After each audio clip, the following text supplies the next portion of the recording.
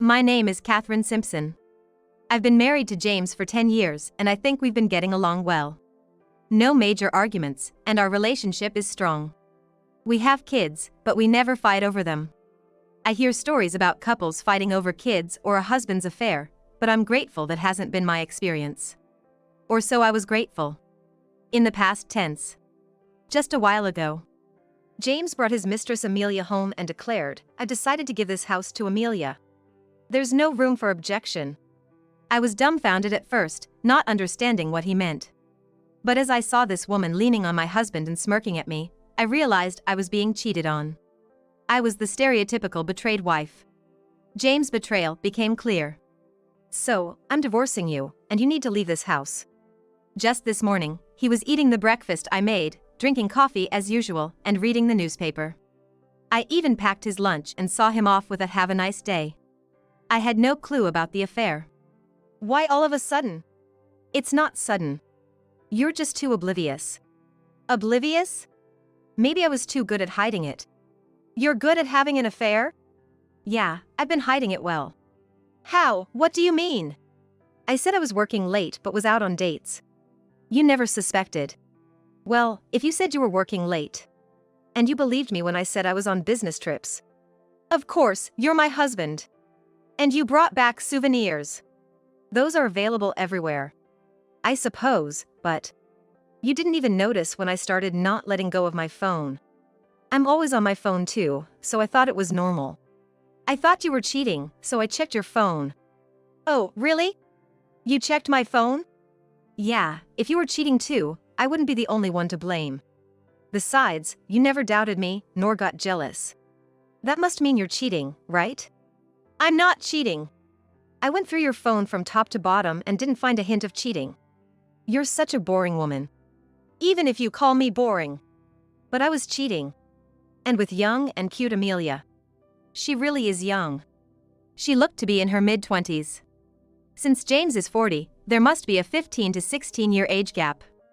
I couldn't believe a girl so young would be interested in an older guy like him. Are you being fooled? Don't be rude. Amelia would never do such a thing. Really? But why would a young girl like her be with an older guy like you? That's because I'm charming. You wouldn't understand. But just listen, I'm divorcing you. Got it? No, I don't. Just because you cheated, you want a divorce? That's so selfish. Wow, your wife is really calm. Amelia commented, looking at me. In this situation, her comment was the last thing I needed. But James responded directly to Amelia. That's right, she's always calm. That's why I said she wouldn't cry or yell even when I told her I was cheating. She's really a boring woman. It's hard to believe she really loves you, James, Amelia said. Love has long been gone. My love is only for Amelia now. It was disgusting to hear. A father of an elementary school kid, bringing home such a young woman and saying my love is. It was because of my calmness that we hadn't fought until now. I tried to stay calm, made sacrifices to keep our marriage good. And always put my husband first. And this is how he repays me? Here, look at these divorce papers. He said, showing me the printed out documents. File this quickly. I'm going to marry Amelia once we're divorced. When did you start thinking about divorce? About half a year ago. Since half a year ago. I did struggle with it, but in the end, I couldn't resist Amelia's cuteness. She's a young girl, way better than an old woman like you. Don't you think it's selfish to say that, considering you're older than me? I may be older, but I haven't forgotten how to love. But you're done with love and as a woman. How could you say that? Realizing he felt this way, I understood that divorce was inevitable. You really think that way? Yeah, you're emotionless. Talking to you is like talking to a doll, bland and unresponsive. That's probably why you don't seem like a woman. In contrast, Amelia is emotional and expressive. Isn't that because she's young? I was like that when I was young too. But being married to you, I learned expressing emotions only leads to fights. Why would it lead to fights? See, you get emotional so quickly. If both of us did that, we'd always be fighting. One of us has to be the adult. So you think you're the adult? More than you, certainly. Damn it! That's why you're not charming. Fine, I don't care if I'm not charming. After all you've said, I have no desire to continue this marriage. Let's divorce. So be it, file this. Fine, I'll submit them. But you're forgetting something important. Important? What? This house may be in your name, but we built it after we got married. So what? You don't get it. Also, this land is mine. What? So what? Don't you understand?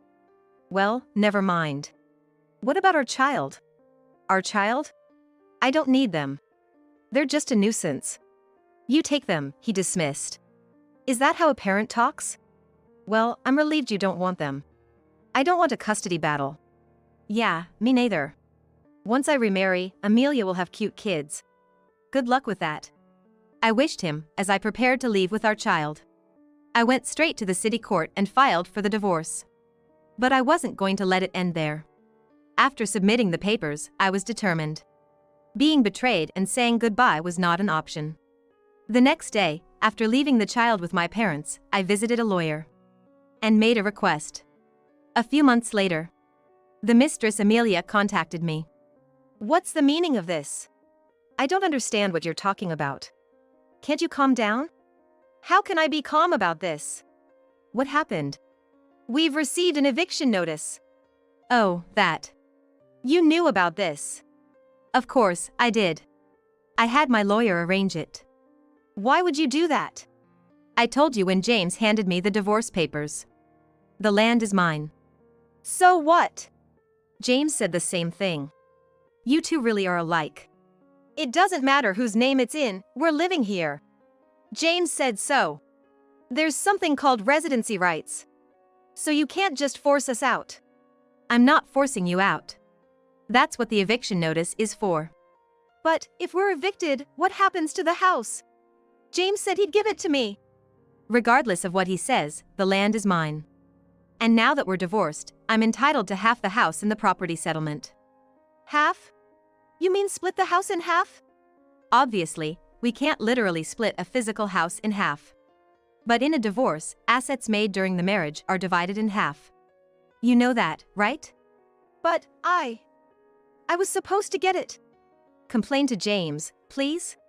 As far as I'm concerned, I'm willing to hand over the house but not the land. Then what am I supposed to do? Well, eventually, I'll be taking half in the settlement. So either sell the house to come up with the money or move it somewhere else. And you'll have to pay me half the value of the house. Plus, the furniture and household items inside, since we bought them after getting married, half of those are mine too. This is just too cruel. If you have a complaint, you could always go to court. I'm doing everything legally with a lawyer. I'm not in the wrong here. Fine. I'll tell James. You're just belittling me because I'm young. You're saying all this nonsense because of that. That's something an old lady would do. I won't lose to that. Ridiculous. Like I said, this is all under the law. Whether you're young, lightheaded or not, that's irrelevant. What did you say? Oh, sorry. Not just lightheaded, but also promiscuous, right? I missed that part. You're the worst. She shouted, and then she seemed to hang up the phone in anger. I felt a certain satisfaction from the abruptly ended call. But of course, I didn't think this was the end. I was sure James, who was now being sobbed to by his young lover, would call me soon. And sure enough, that night, James called. Hey, Amelia is crying. Oh, did you make her cry? Did you two already have a fight? Don't joke around. It wasn't me who made her cry, it was you. Why me? I haven't even seen her. Because you sent that eviction notice. So, would you have preferred if heavy machinery suddenly demolished the house without warning? That would never be allowed. Exactly. That's why I sent the notice. I'm quite considerate, aren't I? Why are you doing this? It's unreasonable. Why is it unreasonable? I explained that the land is mine, and now that we're divorced, I'm entitled to half the house. I even explained it in a way that your young and naive girlfriend could understand. She's not stupid. I didn't say she was stupid. I just said she's naive. That's the same thing. Stupid and naive are different. You're way more stupid. Really? That's fine. Then there's no point talking to a stupid person. I'm hanging up. The conversation isn't over yet. What do you want now? You insult me and then say the conversation isn't over. You're troublesome. That house is mine. Yes, it is. For now. But the land is mine. So, you need to figure out what to do with your house on my land. Move it or leave it. Either way, half of it is mine. Why can't you just let me use the land? It's not being used anyway. I can't do that. I'm thinking of selling it. Selling it? Yes, there's no point in just holding on to it. It's better to sell it for money. Then it's better to leave things as they are. Having you use it doesn't benefit me at all. That's why I'm considering selling. That's ridiculous. It's reality. If we were still married, I wouldn't have thought about it. But now that we're strangers, it's a different story. But my house is on that land. You can't just sell the land with the house on it. I can sell it. It's perfectly legal to sell my own property. You're just trying to trouble me. It's obvious. Exactly. After the way you treated me, calling our child a nuisance, I won't spare any effort to make things difficult for you. What a person you are. Fine, then transfer the land to me. What? That way, I don't have to leave the house, and I can just pay you half the house's value. Then we can continue living here. I see your point. But I'm not planning to sell the land to you. You just said you were selling. I'd sell to someone else, but definitely not to you. What's gonna happen after selling someone? I'll get money, and whoever buys it can build their own house. Then you might as well sell it to me. No. Besides, I'll be getting half of the house in the property division eventually. Then you'll have to leave. No, I can just pay you the cash equivalent of half the value. I see. And if you're talking about property division, then I should get half of the land too. Why is that? Property division. You really don't understand. That land was left to me by my father. Remember? I inherited it. The inherited property doesn't have to be divided. But the house, built after we married, you have an obligation to give me half. That's... What should you do? Sell the house? But it's not going to sell if the landowner isn't selling the land. Exactly. So, how about this? I'll take the house. You'll take the house? Yes. Then I can sell it with the land. I'll give you half the sale price of the house. You plan to sell the house. If you leave the house, I won't sell it. But assuming I do, I'll get the house valued and give you half. Though, the house's value is probably negligible by now. What you're doing is too harsh. I don't want to hear that from someone who cheated and betrayed his wife. I'm just retaliating for what you did. If you refuse to leave, I'll take it to court, so be prepared. A few days later, James contacted me, sounding dejected. Amelia left. Oh, why is that? It's all your fault. I haven't done anything. You said we had to leave. I didn't say it, I just issued the eviction notice. It's the same thing. Amelia left because she said it's not what she was promised since she couldn't get the house. Leaving over something like that? She was just that kind of woman. You really have no eye for women. That's not a joke. Amelia was supposed to be my last woman. And now, because of you, my great love affair has ended. For a great love affair, it ended quite easily. What am I supposed to do now that she's gone? That's not my problem. Live your life however you want. You're a cold-hearted woman. I became cold-hearted because of a man like you. After what happened, it's impossible to remain a warm-hearted woman. And I'm suffering so much. That's self-inflicted. You get what you give. So, it's all my fault? That's right. You cheated with a young woman. It's natural for you to suffer. I see. But now, I've lost the will to live. Oh, my condolences. I'm still alive. I thought you lost the will to live. Look, now that Amelia is gone, don't you think there's no point in divorcing? Excuse me? I wanted to divorce because of her. But now that she's gone, there's no need for divorce. We're already divorced. Are we? I submitted the divorce papers the day you passed them to me. We're officially strangers. We made the decision too fast. Good things come to those who act quickly. Can't we start over? What? Let's remarry. That's out of the question. But remarry and live in constant fear of being betrayed again? I don't think so. I refuse to live like that. If we live together, the house will be as before. I have no intention of living in that house with you. Please leave. We're divorced, right?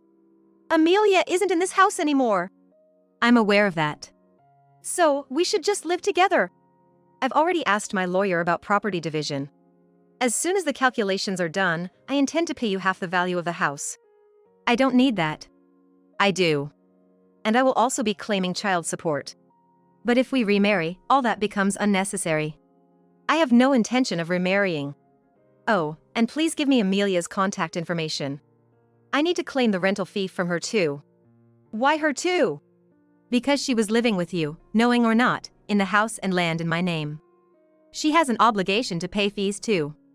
Stop it. That's cruel. She's young and doesn't have that kind of money. Oh, she works at a show bar, right? She might have more than you.